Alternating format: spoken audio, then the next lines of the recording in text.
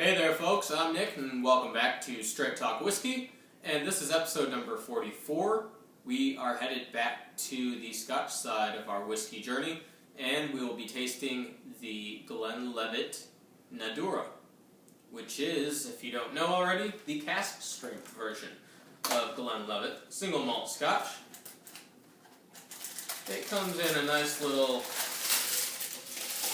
box here, with paper all wrapped up nicely, and I've taken this out so it's not as nicely wrapped up as usual, but it's got that for you. Wonderful. We'll pick that up at a later date. Now, let's get into it.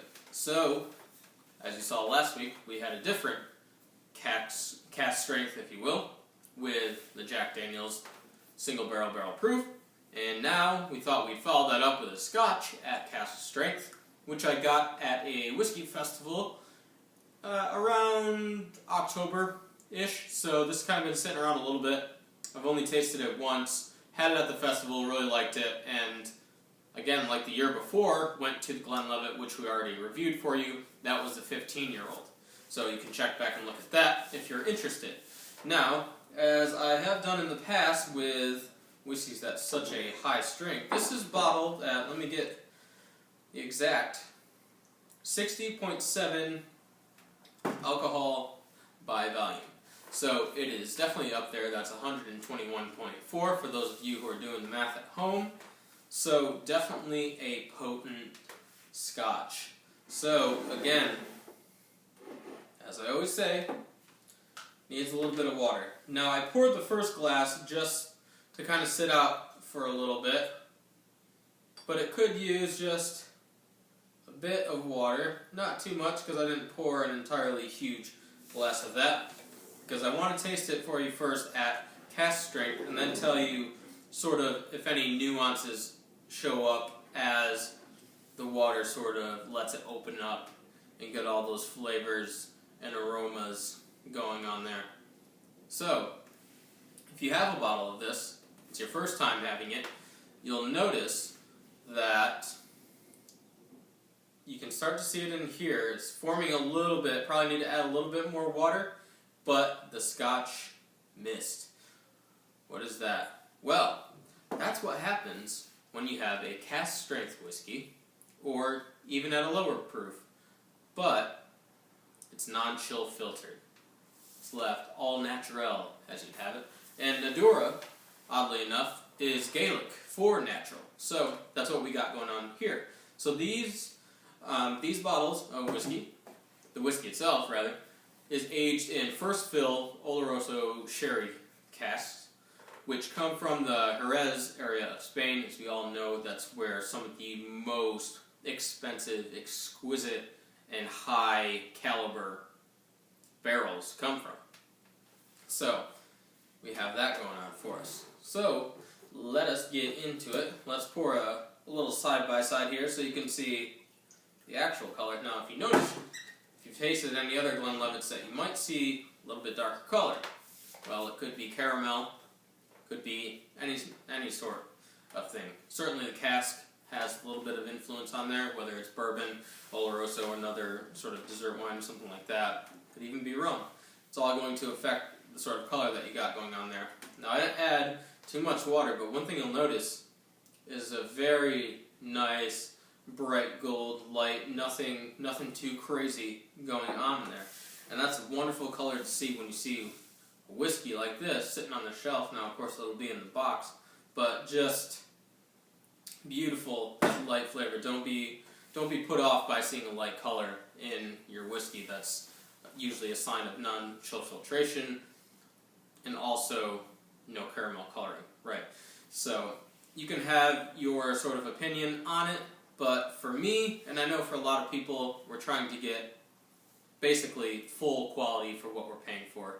You all know the prices are up there and already climbing higher, so we want most bang for our buck. Since we're not given an age statement here, we have a non-chill filtered small batch, as it says, cask strength whiskey, which is great, and for the money, it is well worth it. Glenlivet, if you've had it before, you know that it's quality. in glass. Yes, it's huge, it's big, they produce who knows how many, millions of gallons in their stills every year. Because the export markets are getting bigger and bigger, and increased demand is just driving that even further. So, to have something like this is just great. So, you probably clicked on the video because you're interested in how it tastes, how does it smell, that sort of thing. So let's go ahead and do it. First thing you get right off the bat is that sherry cask influence. Lovely dried fruits going on in there. Sort of honey. Even a little candy like licorice is in there. Sort of a bright red juicy fruit going on in there. Licorice, I think, describes it pretty well. Definitely a little bit of a malty creaminess going on there that you can just sense. Almost like a fresh bakery. Early in the morning, fresh baked bread, that sort of thing.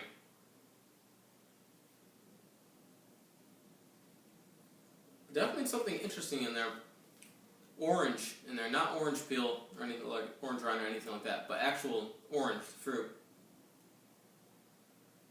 And some more exotic flavors, exotic fruits rather, that you'd attribute to some finer rums and that sort of thing. So really interesting. Let's go in for a taste. Remember, this is at the cask strength 60.7, so we're only going to take a little sip. That's all you need, or else the burn from the alcohol is going to diminish any of that. So don't think you're, trying to be a hero by drinking all of it. It's just like all those videos of people downing Jack Daniels. It's like, great, you win.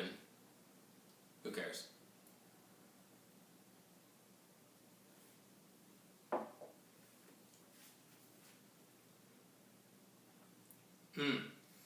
Just lovely, full-bodied. You really get a full experience in there. And definitely what comes off first is that sherry note. You can taste that, the ex-sherry cask bringing that full fruity flavor going in there. Ripe fruit. A little bit of apples, but still that orange is definitely in there. A little bit of that candied licorice note that I mentioned. But also a smoother, toned down version, which is interesting for being at such a high proof. But you have the nice little transportation, really, of this vanilla that kind of carries the flavors over with it. A little bit of honey note, but definitely that malty, fresh baked bread that we talked about in the nose. It's definitely there. Everything, and this is not always the case, but that the nose translates directly into what you're tasting. That's not always the case. Sometimes you get some things that are completely other sides of the fence there.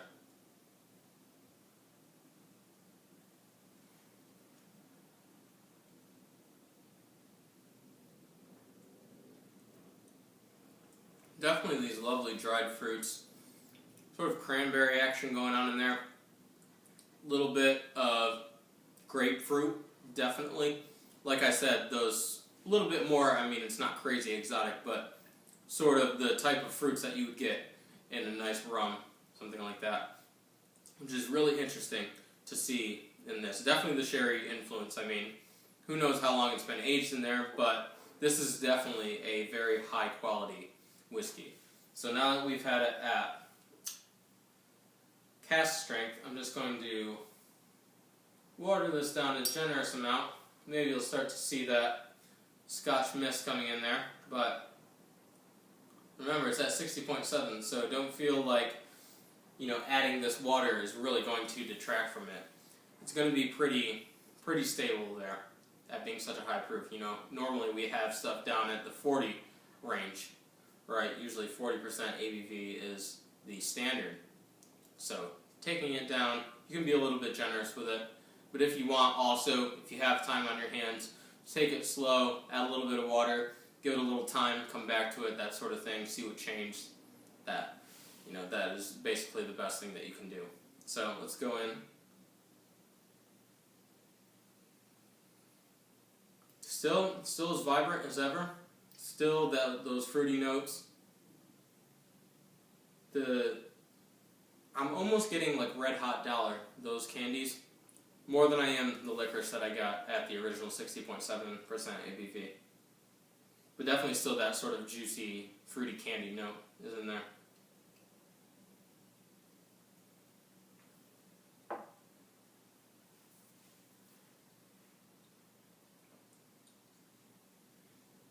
A little bit more subdued. And basically what comes through are the fruit notes, definitely stick around the sherry notes, but what kind of trails off just a little bit is the vanilla and the maltiness.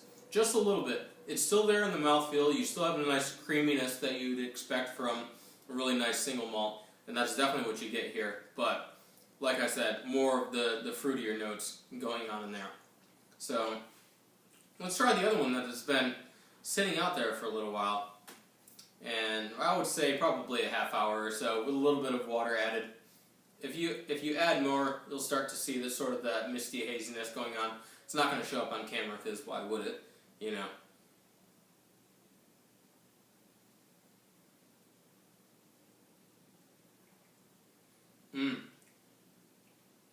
What comes out is the orange and the grapefruit. Those two things balancing each other perfectly well.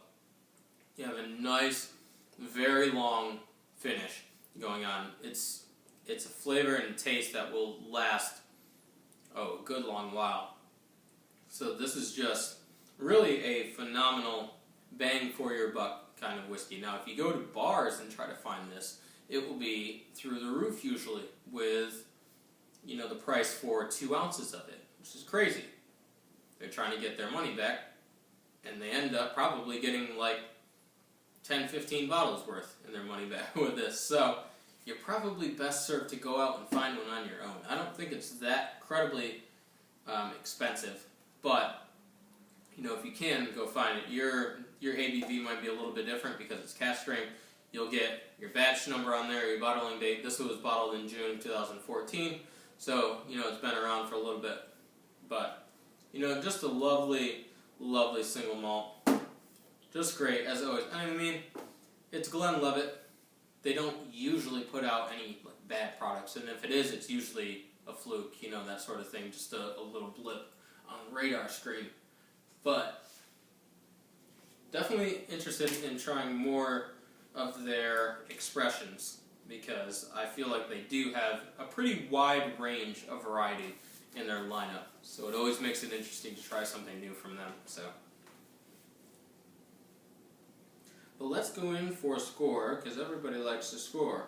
Now, I will tell you the price that I paid for this was around $68, $70, US dollars for this. So, like I said, not crazy, right? We can compare that to other things on the market and say, you know, that's not too bad because you're getting something that is cask strength and non-chill filtered, and it's a single malt too. And usually the single malts are without age statements, without with chill filtering, with caramel, that sort of thing, could sell for much higher than that. So definitely a diamond in the rough. So we are going to give it a 96 out of 100, whatever that means to you. It's damn good, right? We've already said that much. So if you get your hands on it, you got a friend that has it, or saving up, got your Christmas list out, ask for it, you know, that sort of thing. Like I always say, if you got anything else that you're looking for me to review, I've got an ongoing list coming up. We're going to be getting to those fairly soon, so be looking out for ones that you may have requested. They're going to be out there, I promise you.